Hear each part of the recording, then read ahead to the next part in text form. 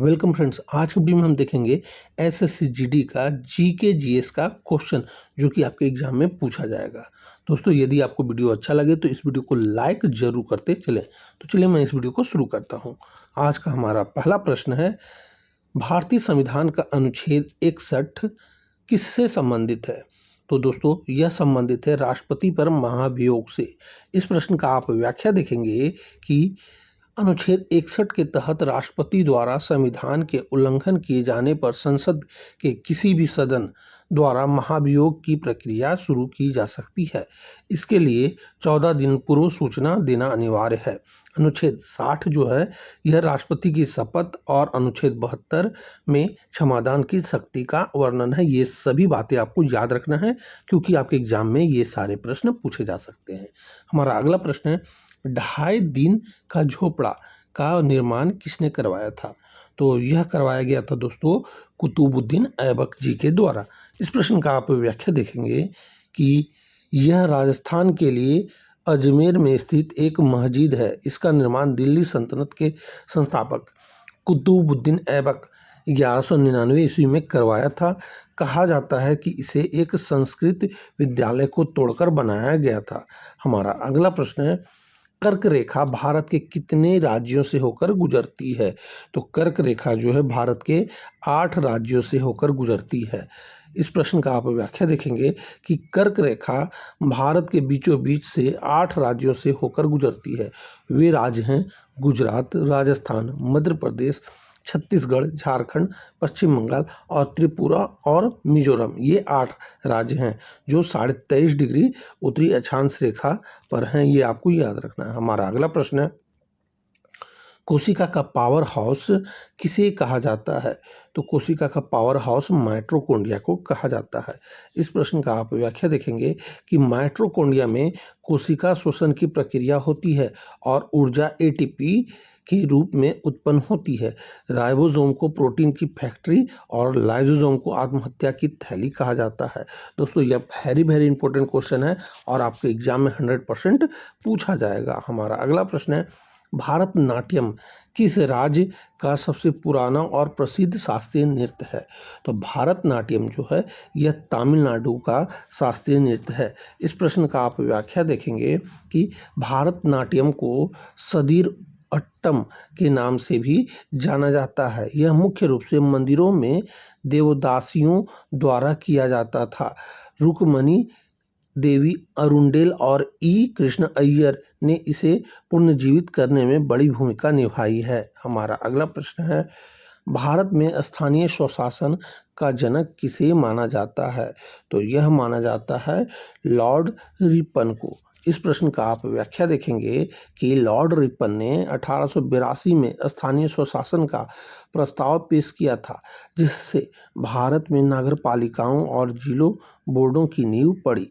इसीलिए उन्हें स्थानीय स्वशासन का पिता कहा जाता है। हमारा अगला प्रश्न है, भूकंप की तीव्रता मापने के लिए किस यंत्र का प्रयोग किया जाता है?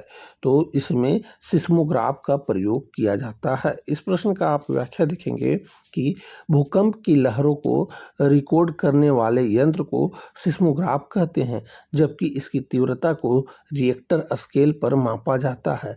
हाइग्रोमीटर से वायुमंडल की आर्द्रता मापी जाती है। हमारा अगला प्रश्न है, इक्तादारी प्रथा की शुरुआत किसने की थी? तो इक्तादारी प्रथा की शुरुआत जो किया गया था यह किया गया था इल्तुतमिश जी के द्वारा। इस प्रश्न का आप व्याख्या देखेंगे कि इल्तुतमिश ने अपने साम्राज्य को कई छोटे और बड़े क्षेत्रों में बांटा, जिसे एकता कहा गया। इनके शासन करने वाले इक़्तादार कहा जाता था। इसका उद्देश्य वेतन के बदले भूमि का आवंटन करना और प्रशासन को सुदृढ़ करना था। हमारा अगला प्रश्न है, विश्व व्यापार संगठन का मुख्यालय कहाँ स्थित है? तो इसका मुख्यालय जेनेवा में स्थित है। इस प्रश्न का आप व्याख्या देखेंगे कि WTO की स्थापना 1 जनवरी 1995 को गेट के स्थान पर हुई थी। यह वैश्विक व्यापार के नियमों का नियंत्रित करता है। रोम में फाओ खाद्य एवं कृषि संगठन का मुख्यालय है, ये आपको याद रखना है। हमारा अगला प्रश्न है, विटामिन सी का रासायनिक नाम क्या है? तो विटामिन सी का रासायनिक नाम है एस्कॉर्बिक एसिड। इस प्रश्न का आप व्याख्या देखेंगे कि विटामिन सी खट्टे फलों, आंवला, नींबू, संतरा में पाया जाता है। इसकी कमी से स्कर्वी रोग होता है, जिसमें मसूड़ों से खून आता है। यह घाव भरने में भी सहायक है। हमारा अगला प्रश्न है, योजना आयोग के प्रथम अध्यक्ष कौन थे? तो योजना आयोग के प्रथम अध्यक्ष जवाहरलाल नेहरू जी थे। इस प्रश्न का आप व्याख्या देखेंगे कि योजना आयोग की स्थापना 15 मार्च 1950 को हुई थी। प्रधानमंत्री इसका पदेन अध्यक्ष होता है, इसीलिए नेहरू जी इसके पहले अध्यक्ष थे। वर्तमान में इसके स्थान पर नीति आयोग है, ये आपको याद रखना है। हमारा अगला प्रश्न है, पानीपत की तीसरी लड़ाई किसके बीच हुई थी? तो पानीपत की तीसरी लड़ाई मराठा और अहमद शाह अब्दाली के बीच हुई थी। इस प्रश्न का आप व्याख्या देखेंगे कि 14 जनवरी 1761 को लड़े गए एक युद्ध में मराठाओं की हार हुई थी। इस युद्ध ने भारत में मराठा शक्ति के विस्तार को रोक दिया था और अंग्रेजी के उदय का रास्ता साफ किया था। हमारा अगला प्रश्न है, टाइफाइड शरीर के किस अंग को मुख्य रूप से प्रभावित करता है? तो दोस्तों, यह आंत को प्रभावित करता है। इस प्रश्न का आप व्याख्या देखेंगे कि टाइफाइड साल्मोनेला टाइफी नामक जीवाणु से होता है। यह दूषित भोजन और पानी के माध्यम से फैलता है। इसे मियादी बुखार भी कहते हैं। हमारा अगला प्रश्न है, भारतीय संविधान की 11वीं अनुसूची किससे संबंधित है? तो यह संबंधित है पंचायती राज से। इस प्रश्न का आप व्याख्या देखेंगे कि 73वें संविधान संशोधन द्वारा इसे जोड़ा गया था। इसे पंचायतों की शक्तियों और जिम्मेदारियों से संबंधित 29 विषय शामिल हैं। 12वीं अनुसूची नगर पालिकाओं से संबंधित है, ये आपको याद रखना है। हमारा अगला प्रश्न है, काजीरंगा राष्ट्रीय उद्यान किसके लिए विश्व प्रसिद्ध है? तो दोस्तों, यह विश्व प्रसिद्ध है एक सींग वाला गेंडा के लिए। इस प्रश्न का आप व्याख्या देखेंगे कि काजीरंगा असम में स्थित है और यह दुनिया में एक सींग वाले गेंडे की सबसे बड़ी आबादी का घर है। इसे 1985 में यूनेस्को विश्व धरोहर स्थल घोषित किया गया था। हमारा अगला प्रश्न है, विद्युत प्रतिरोध की इकाई क्या है? तो इसकी इकाई ओम होता है। इस प्रश्न का आप व्याख्या देखेंगे कि प्रतिरोध विद्युत धारा के प्रवाह में आने वाली रुकावट है। जॉर्ज साइमन ओम के नाम पर इसकी इकाई ओम रखी गई। एम्पियर विद्युत धारा की और वोल्ट विभवांतर की इकाई है, ये आपको याद रखना है। हमारा अगला प्रश्न है, चोल वंश का संस्थापक कौन था? तो चोल वंश का संस्थापक विजयालय था, ये आपको याद रखना है, विजयालय। इस प्रश्न का आप व्याख्या देखेंगे कि विजयालय ने 9वीं शताब्दी में चोल साम्राज्य की स्थापना की थी। चोलों को उनकी विशाल नौसेना और तंजावुर के भव्य मंदिरों के लिए जाना जाता है। हमारा अगला प्रश्न है, राज्यसभा के सदस्यों का चुनाव कितनी अवधि के लिए किया जाता है? तो यह किया जाता है 6 वर्षों की अवधि के लिए। इस प्रश्न का आप व्याख्या देखेंगे, राज्यसभा का एक अस्थायी सदन है जो कभी भंग नहीं होता। इसके 1/3 सदस्य हर 2 साल में सेवानिवृत्त हो जाते हैं और उनके स्थान पर नए सदस्यों का चुनाव होता है। हमारा अगला प्रश्न है, ध्वनि की तीव्रता को डेसिबल में मापा जाता है। साधारण बातचीत के लिए कितनी तीव्रता होती है? तो यह होती है 30 से 40 डेसिबल। हमारा अगला प्रश्न है, उससे पहले इस प्रश्न का आप व्याख्या देखेंगे कि सामान्य फुसफुसाहट 15 से 20 डेसिबल और तेज शोर जैसे कार हॉर्न 80 से 90 डेसिबल तक होता है और 85 डेसिबल से ऊपर की ध्वनि लंबे समय तक सुनने पर कानों के लिए हानिकारक हो सकती है। हमारा अगला प्रश्न है, अनुच्छेद 32 को किसने संविधान की आत्मा और हृदय कहा था? तो यह कहा गया था भीमराव अंबेडकर जी के द्वारा। इस प्रश्न का आप व्याख्या देखेंगे कि अनुच्छेद 32 संवैधानिक उपचारों का अधिकार प्रदान करता है।